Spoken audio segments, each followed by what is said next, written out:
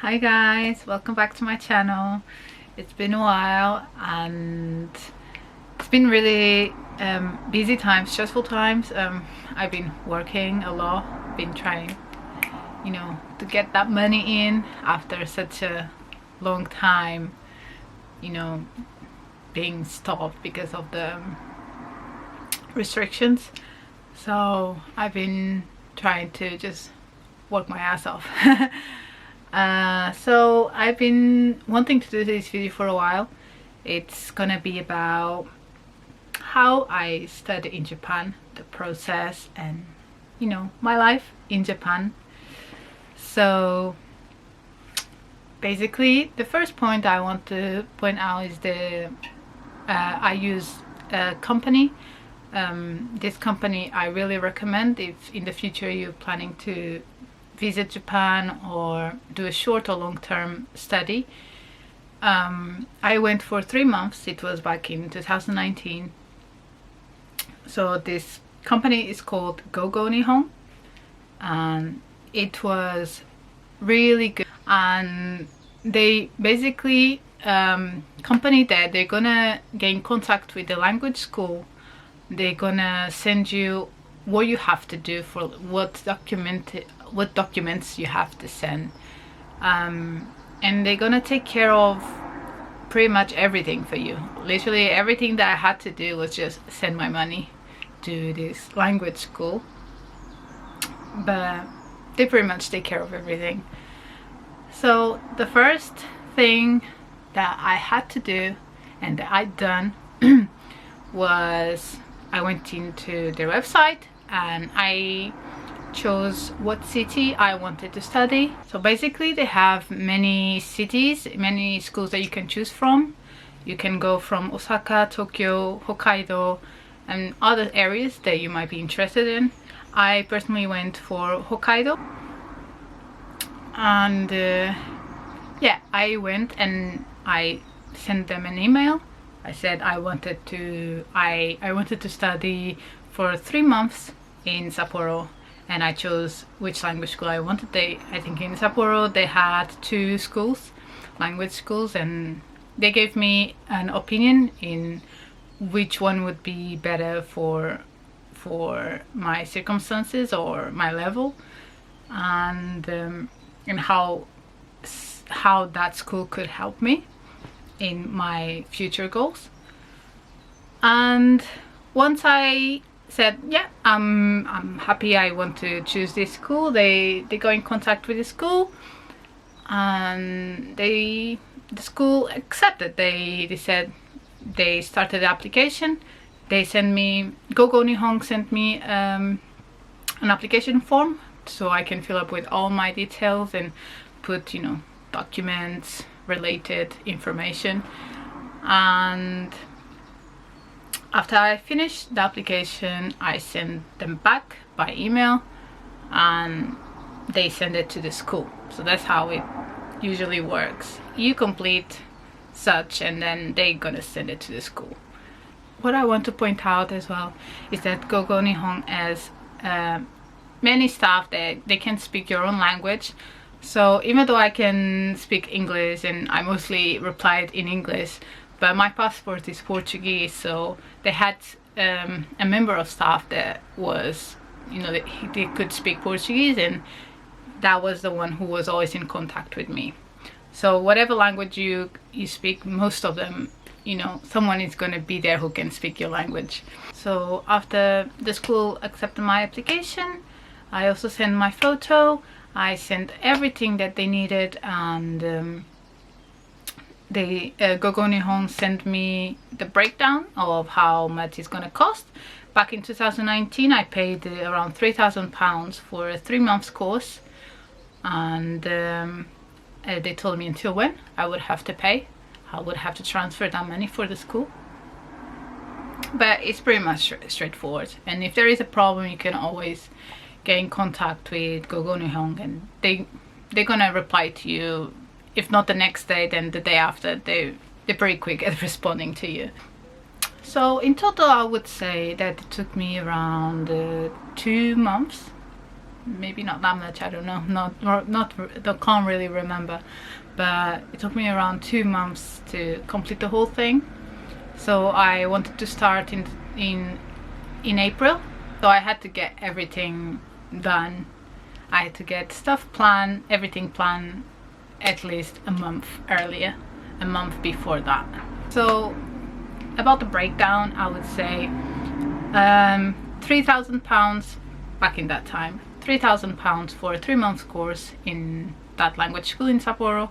It was around £700 for my plane ticket, and plus I really recommend you that you have as much saving as you can for your stay in Japan. Back in that time I had little savings, but I was quite lucky that I had my partner's place to stay.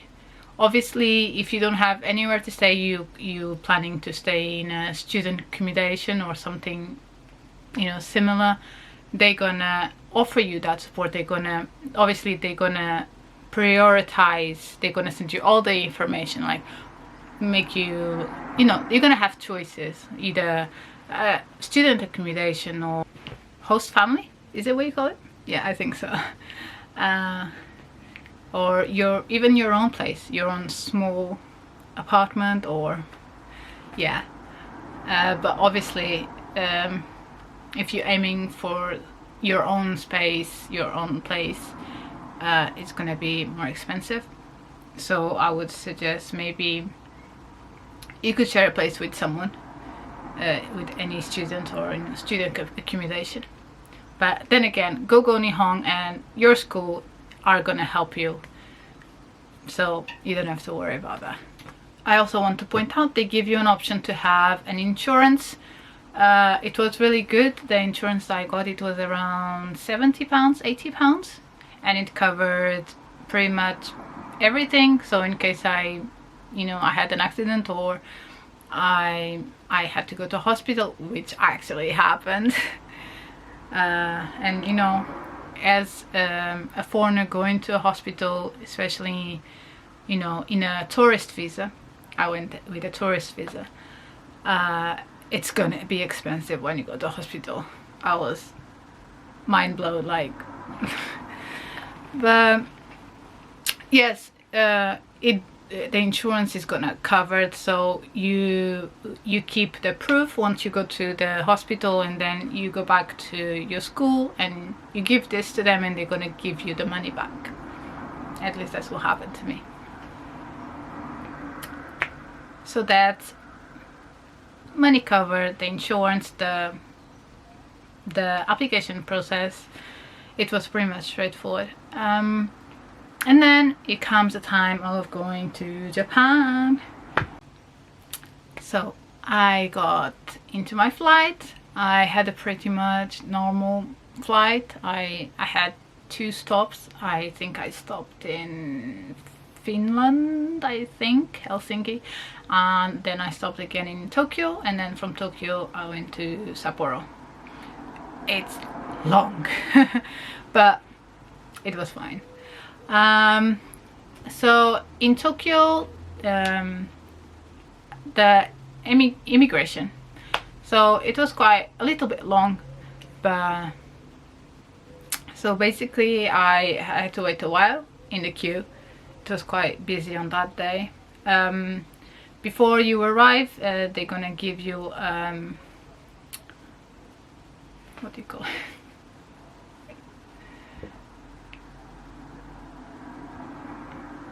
So as a foreigner, before you arrive, you're gonna be given what do you call it? A paper, a form, so you can complete with all your details. So your name, your reason to go to Japan, how long you're planning to stay, what are you bringing, etc. You know, just for safety, yeah, you know. So yeah, you have to keep that with you so you can give it out at the immigration point, to security. So yeah, I arrived in Tokyo and I went through immigration. It took a while at the queue waiting to be checked at the immigration part. And once I got into immigration, you know, the person that just looks at you from down, up, down, and just like, like full on judging you. That's fine. Yeah, he took a while to read my form and look at my passport. I think it took a while because I had previous stamps on my passport that I went already to Japan a few times, so he was paying extra attention to why I was again in Japan. But I explained. So again, with a tourist visa, for most countries you only allowed to, especially European countries, you only allowed to stay in Japan for 90 days, so 3 months, without a specific visa. It's a holiday tourist visa. So I put how many days I'm staying and the reason I'm staying, and of course where I'm planning to stay. And at that time it's also important you have a return ticket. They want to make sure you're coming back to your own country, kind of.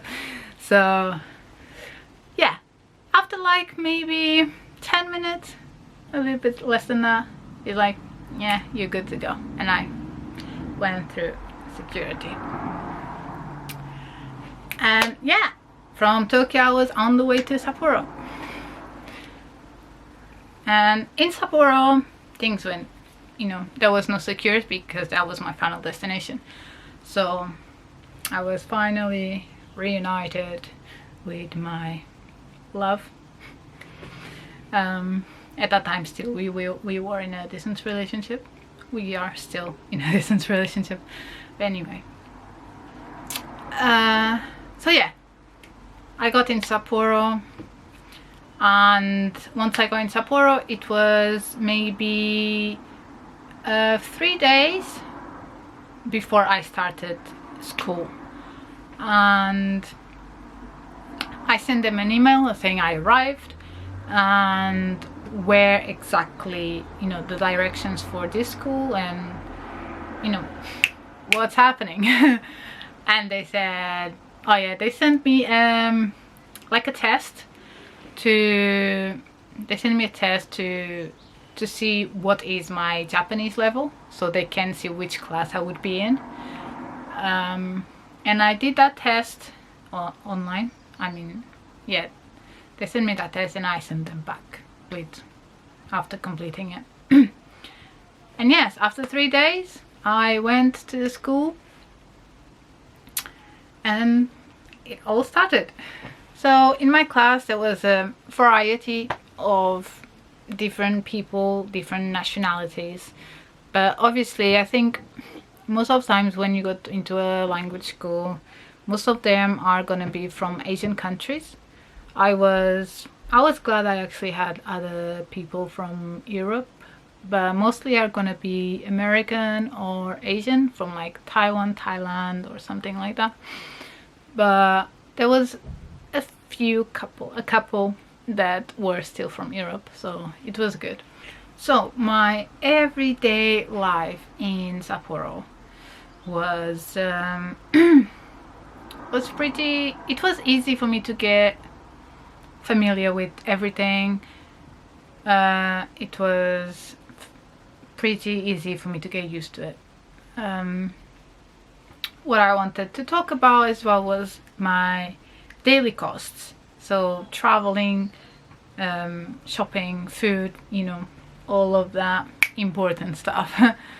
So basically in Sapporo, I'm not sure in other cities, maybe I would know from Tokyo, but I would say in Sapporo you would take, for the school that I went to, I would have to take underground from where my partner's house was, and the like going and returning home, so it was around 800 yen, so around £5 for 1 day, me going and coming back.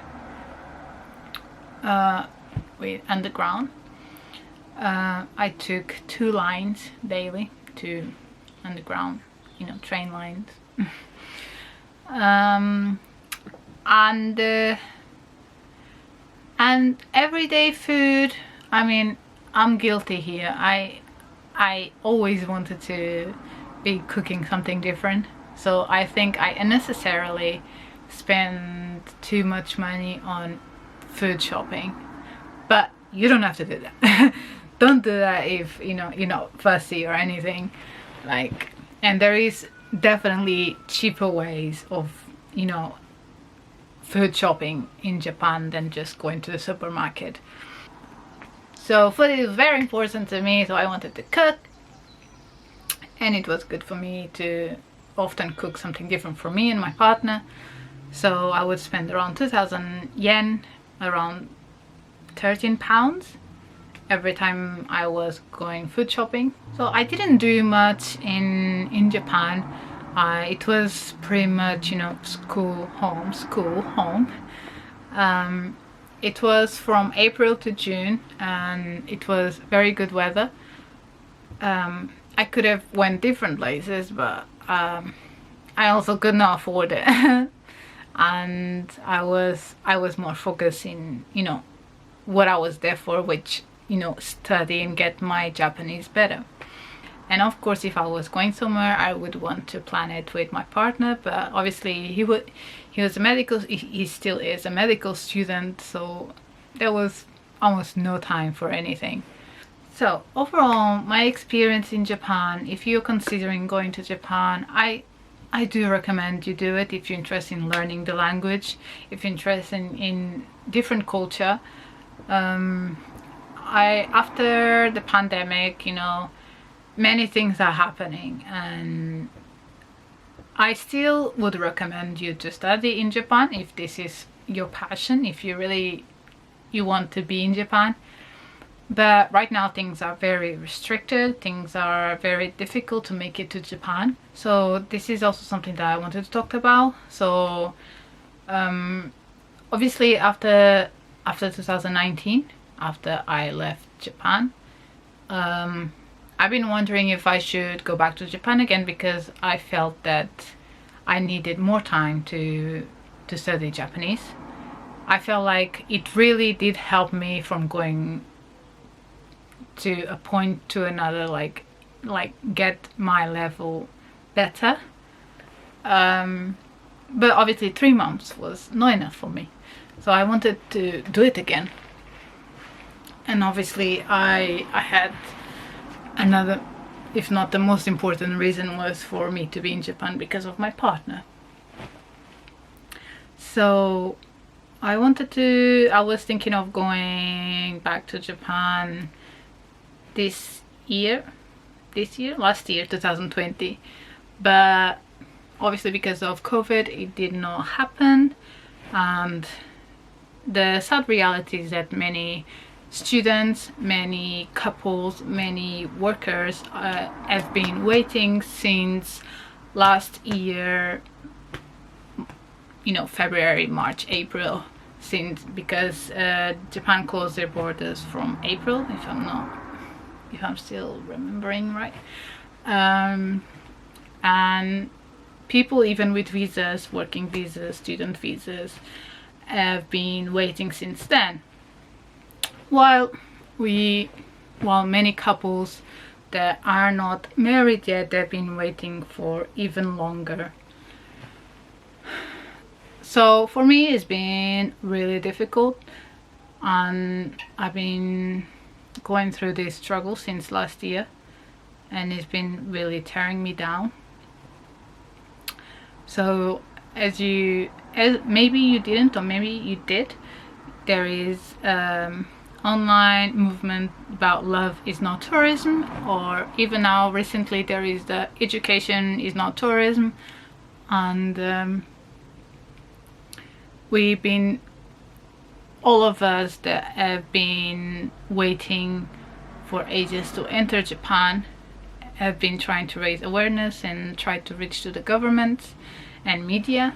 But after 1 year and a half, things are still very difficult, and Japan is still not accepting anyone in the country, apart from a few exceptions, but very few exceptions.